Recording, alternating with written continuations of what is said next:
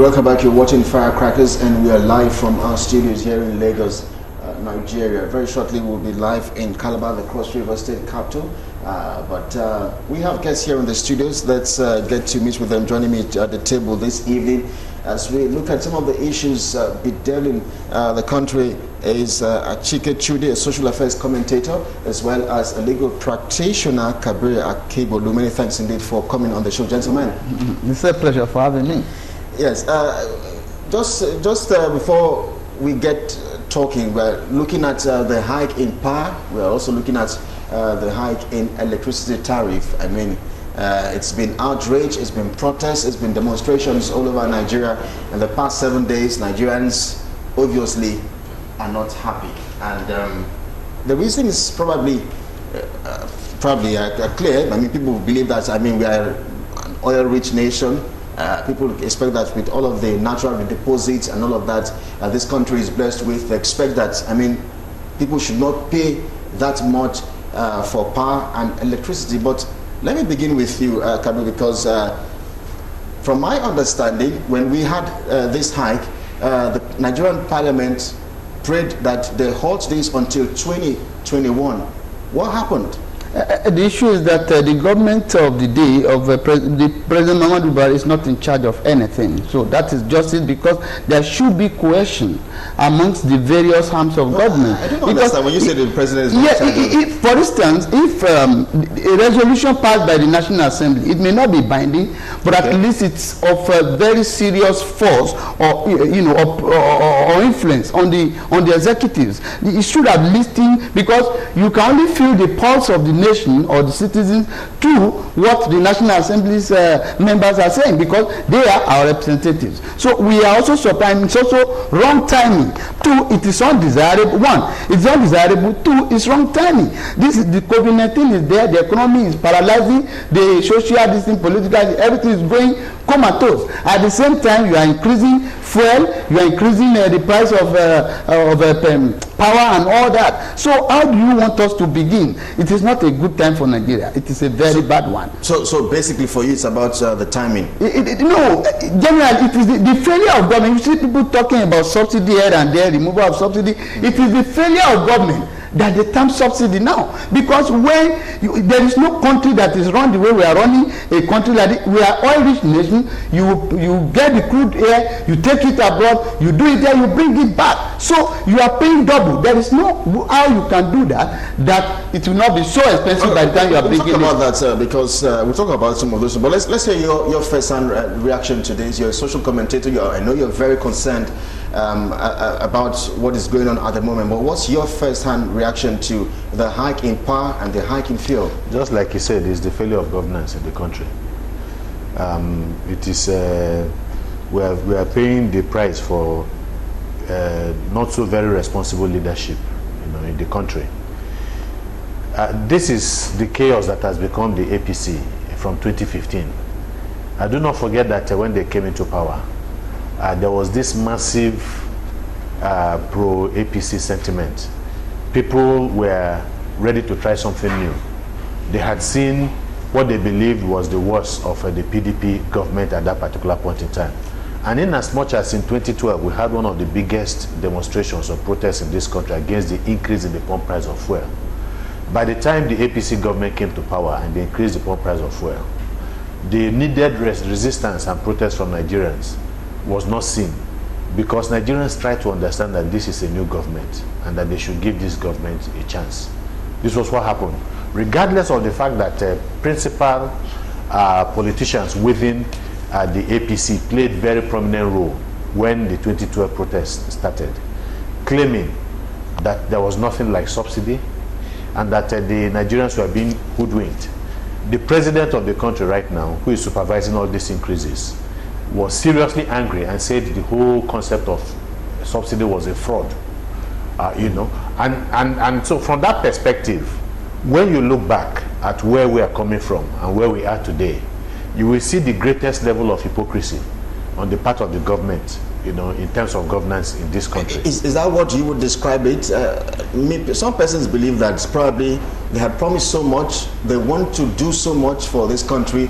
However, there are some fundamental issues on ground that might be hindering some of this? Why would I don't think you should provide excuses for them, because No, the reality was that they said they understood.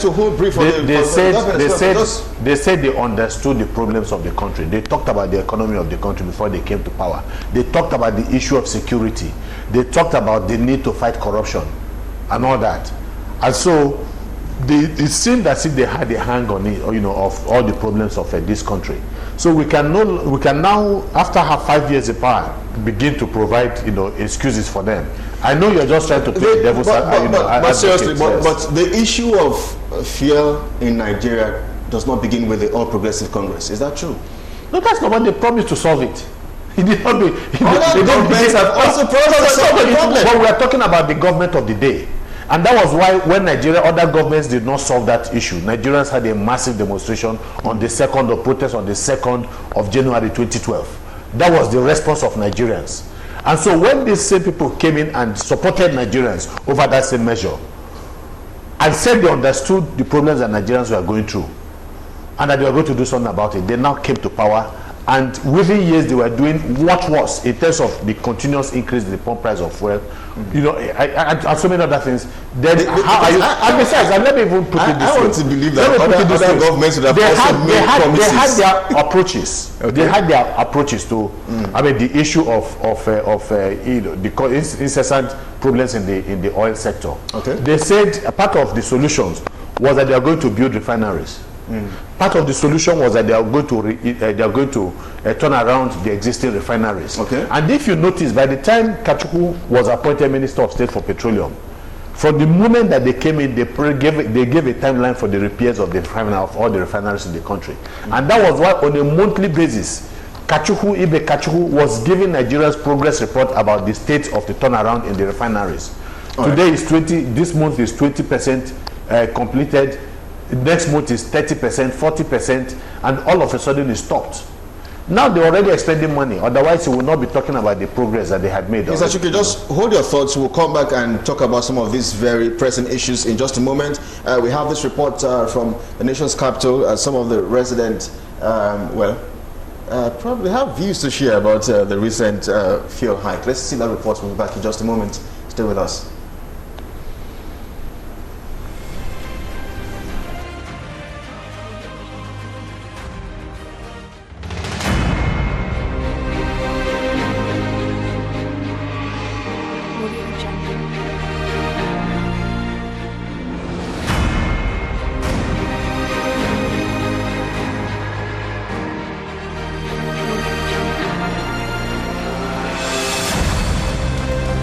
Before this present government come to power, the fuel was 87 naira, and they were campaigning for us that when they come to power, the fuel will go to 40 naira. As we speak now, the fuel is around 160 something, which is very wrong. Open a center, people call, you debate these things. Then you now choose the right opinion. You can't just wake up in the morning and hack fuel like that. It's very wrong. Look at the NEPA. NEPA is ×2 now. The same time? No. Time of COVID-19, I think this fuel is 130 something naira per liter. But now, ostensibly, they just bring the price up 160 naira per liter without no informed Nigeria. But now Nigeria is supposed to be exporting petrol, not importing. That is foolishness. Our generation that they are going to suffer. To be honest, is wickedness of the highest order. Let's be frank. Let me say, the naira has devalued. There's no money anywhere. There's no business moving. You just increase fuel. It's wrong now. So I'm not surprised. But I'm telling the masses to wait. It's coming to 200 naira. Yeah. But my question now is, where are labor? Where are the labor? Where is it's a question. Those that protest, where are they? I want them to come out. I want the masses to come out. But we should be ready. We are going for 200 naira. Paying subsidy anymore. I think maybe it's okay. Because at least you still have fund and the government will have fund for other purposes. I'm wholesomely in support of the government that subsidy should be removed from fuel. 99% of those who use fuel subsidy are those who can afford it. The difference in cost of transportation can be transferred to other benefits of the people.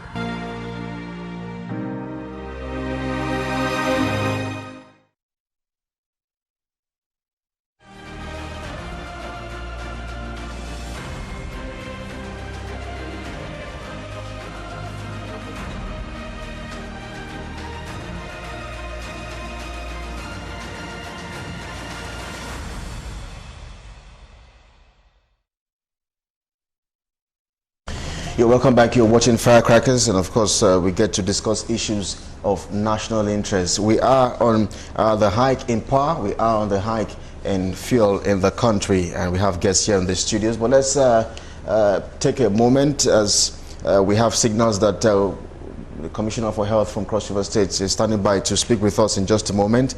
And then we also have to also contribute on a subject of discussion today, the Nupeng National President, Comrade Williams Akporeha, who, well, is in transit. He's on the move, but he has promised that he would find a way of speaking with us. We also have Comrade Joe Ajero, the Secretary of Electricity Association, who has also promised to join us via Skype in just a moment. But let's get talking about the hike. Chike, we were on some thoughts just before we went on that break. Would you like to conclude on what you were saying before we went on the break? Yeah, I mean, I was saying, then I was also talking about the fact that not too long ago, the president came up with a policy, or the government came up with a policy to stop the importation of rice and some of these household items. And there was some good reason behind that. A lot of Nigerians said it was good, let's be self-sufficient and the rest. But again, you want to ask yourself, I mean, and part of the reason was because we are expending so much in terms of foreign exchange to bring in these items into the country. That had a way of adding to the devaluation of the naira and then also mitigating against our economy. But if you think that if that is a driving, the focal point of government's policy, that the one that takes the chunk of Nigeria's foreign exchange, importation of refined crude oil, would be the first priority of the government, because so much foreign exchange is lost in that. And how do you tackle that? By ensuring that either you build new refineries and then you repair the existing refineries. Ones. Okay. Now that capital flight has continued unabated. So what is the sense in that? Okay, Barrister, let's hear your thoughts. What are the issues when you look at Nigeria? Because personally, I think we have some fundamental issues. Yeah. We have tried the PDP for 16 years. Nigerians murmured, Nigerians complained, and then we cried and prayed, and then we had another party, and Nigerians are still complaining. I think there are some issues. So when you look at power and you look at fuel in this country, what are the foundational issues you see? The foundational issues is that we have not, we don't have leaders, we have rulers. You know, when you look at it very well, critically, the amount of money spent on subsidies, whether for power or the oil, it's just too much. In the last 5 years, Nigerian government, this government has spent 1.7 trillion. They call it intervention or power intervention fund. You know, 1.7 trillion. And the initial cost for this intervention, when you look at the whole thing, you see that the government does not even, it's either they don't know where they are heading to, or there is a plan. It's a planless government. In 2000 and when during the PDP government, first our problem is not party, our problem is leadership. When we say it's PDP or APC, politicians are the same thing as far as Nigeria is concerned. Now, under the Jonathan government, the time government, Chike went there the other time. This president said, I was a minister of petroleum for some years. There's nothing like subsidy, it's a scam, it's fraud, it's this, it's that. And before you know it, the man got to power. Even it's done fraudulently, because there is no power, there is no budgetary allocation for subsidy. Now, between that time and now, the amount of money spent on subsidy is just so much. As at 27th of September 2019, PwC, this popular auditing firm, they put the amount spent by government as 2.3 trillion on subsidy. And before you know it, because of the increment, global increment in oil from $49 to $0.49 to $70.2 since the government came into power, there is, the amount paid on subsidy goes up to 210%.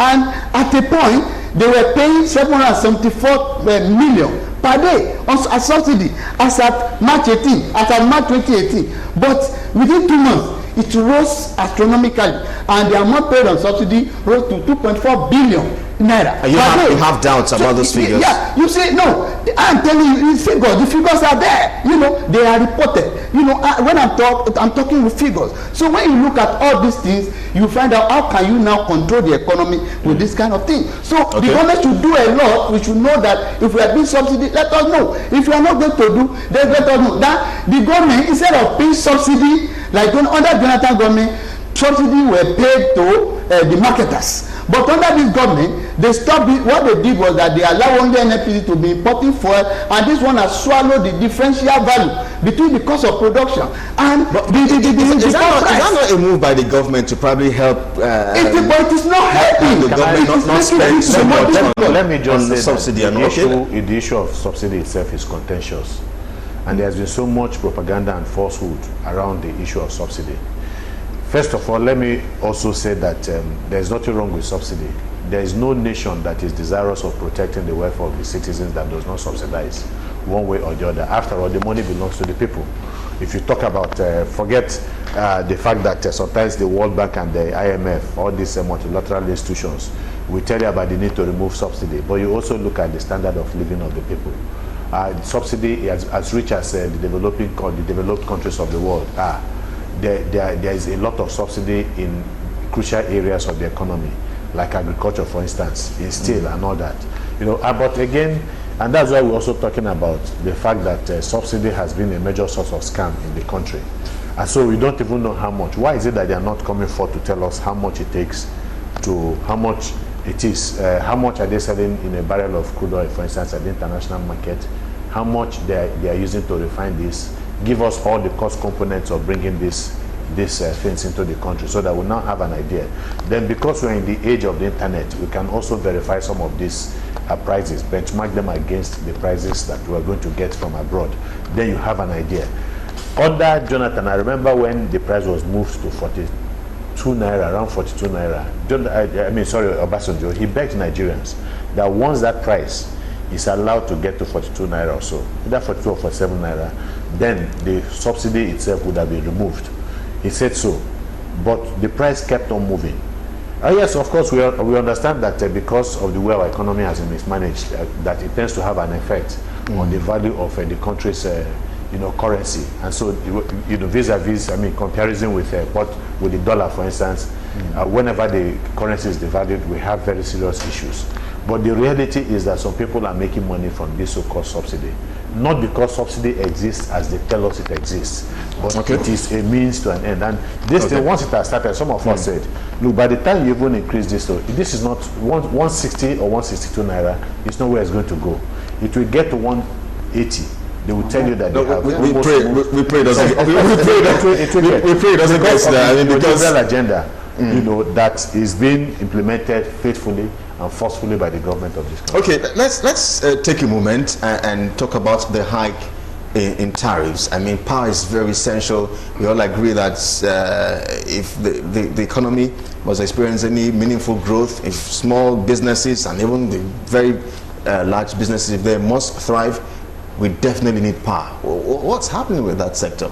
It's a very serious one. You know, when this man, the former Emir of Kano, Lamido Sanusi, was to be confirmed as the central bank governor, when he got to the floor of the National Assembly, they asked him that, what can you do to improve the economy? He said, well, President Yar'Adua has what he called 8-point agenda to turn around the economy. He said, but if he were to be the president, he will reduce the 8-point agenda to one, that is power. Because in every sector, when the power is not working, everything will be so expensive. Because the amount of money people spend on crude, on diesel, to power there is no organization that can have less than 2 to 3 generators if you are to function. Despite this, there are a lot of money spent on this. Under Obasanjo government, we have 16 billion naira spent on this, and between 2009 and 2013 also, there was about 155 billion was said to have been spent. You understand? Then there was full privatization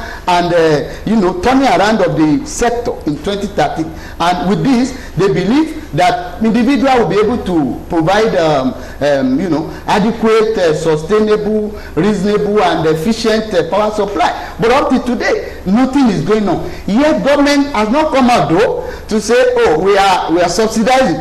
But they give what they call a power intervention fund, which is a lot of money. So when you look at all this thing, the way it's going, there is no clear cut. Just like he has said, you cannot really say this is what is happening. Before the election of 2019, Atiku Abubakar raised alarm that the opacity surrounding subsidy is so disturbing because a lot of people use it as an avenue to enrich themselves, that they should make it transparent. So if government has said, okay, for this year, this is what we want to spend on subsidy, we will know. But you are not making it clear. But now we are in a global village. You can just Google things and you know something. So with the way government is running it, I don't see how we can get anywhere. Maybe some information are probably classified, but that's on a lighter note. Let's hear your thoughts about it. We knew it wasn't going to work, and we said it, the whole privatization of the power sector, because there are some fundamentals, and when you don't handle these fundamentals, the conclusion is going to be wrong. I know that the Joint Action Front, in partnership with NUE, National Union of Electricity Employees, when they embarked on this privatization exercise, also protested it. And we gave reasons to Nigerians why it is a dangerous thing, why it's not going to work. And I remember that we all took off from the NLC Secretariat some years back, and then all the way on foot through the Kata Bridge to Marina, where you have this NEPA building then, and to do a protest. The reality is that the whole privatization scheme was cooked in a fraudulent manner. Of course, we all know about the character of the people who supposedly took over the electricity sector. We all know also that Obi Ezekwesili had also talked about the fraud that characterized the privatization exercise in the country. These things are reality. Okay. And if you look at the fact that some of these things have been privatized, even before they were privatized, the government spent so much money to put them on track, and then before handing them over to the new owners. And that did not stop the spending of government. Government continued to spend money, and up to today has spent about 1.3 trillion naira for some of these discos and some of this, in the power sector and the rest. So what does that tell you? They talk about the privatization and glorify privatization, that is what will solve all the problems of the country. But if you look at the history of privatization in this country, it has been issues of failure. But why has it failed in this country? I mean, it has worked in some other countries, but and also failed in some other countries, because you see, we must also realize when we had the fall, the worldwide depression that took place some time ago, companies like Fannie Mae and some of the major industries in the world also collapsed in the process. These are companies that were privatized. So it is there's always that intent to try to glamorize privatization, that once you privatize, then the private sector kicks in, and then you begin to have all the best in terms of delivery on economic indices and the rest. But it is not always so. But that of Nigeria I don't know what you're going to call it, but it is nothing near privatization. What they have done is just to take public enterprises that belong to the people of this country, select people, their cronies and so on, and then work towards the answer. Work towards the question, providing an answer towards the question. That is what has happened, and that is why, we just talked about how much they have invested. The government continues to put into the energy sector. So we have a crisis, and part of that crisis, and the major fundamental of that crisis, is the fact that we have a leadership that is visionless, that is not committed. Okay, you have faulted privatization. We'll talk about the ways forward in just a moment. Let's go for another break. We'll be back, and then we'll get to talk about the hike in power and fuel in just a moment. Stay with us.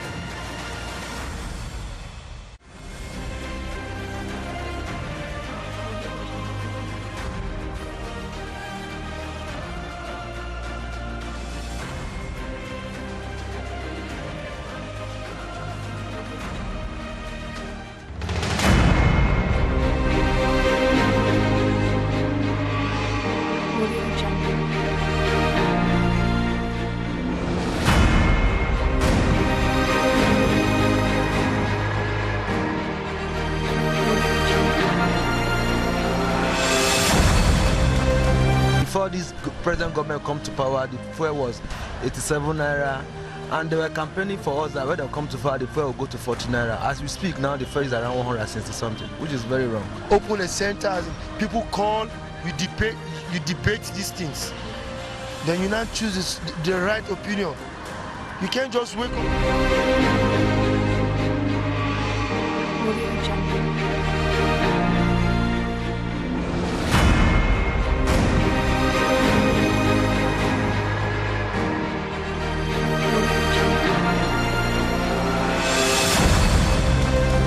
This money that we had, or even we go to police station, we're about to buy fuel, and they say it is 162 naira. It's very painful. I'm very sad of me, because previously that we are buying it at the rate of 143. It's difficult, but we are managing it, because there's no how we want to do it. We keep on managing it. But now, as at this morning, I'm telling you, it can't be bearable, and this is the reason why we will come to the government office to lodge our complaint. That increasement of the fuel is very affecting us, because they are giving us the condition how we can carry the passenger before, but as the price increase now, we can't manage this, because it's shorting us, because we can't carry as we like, and the people didn't have money to give us to pay for the transport as we want. That's why we didn't know how to manage it. That's why we try to show our concern on it. The federal government on its own reduced the pump price when the price of crude oil in the international market went down. So this is what they call market forces. And I can also assure you that it is for the benefit of all of us. Just like all of us now, the telecoms industry has been deregulated. All of us here, we carry cell phones. 10, 12, 15 years ago, cell phone would have been a status symbol. But because the market forces are now applicable, everyone, every stakeholder is a beneficiary. We will let the federal government know that you have some concern about the recent increase, but I also want to have the understanding that the same government reduced the pump price a few months ago in response to market forces. But most important is that you are able to buy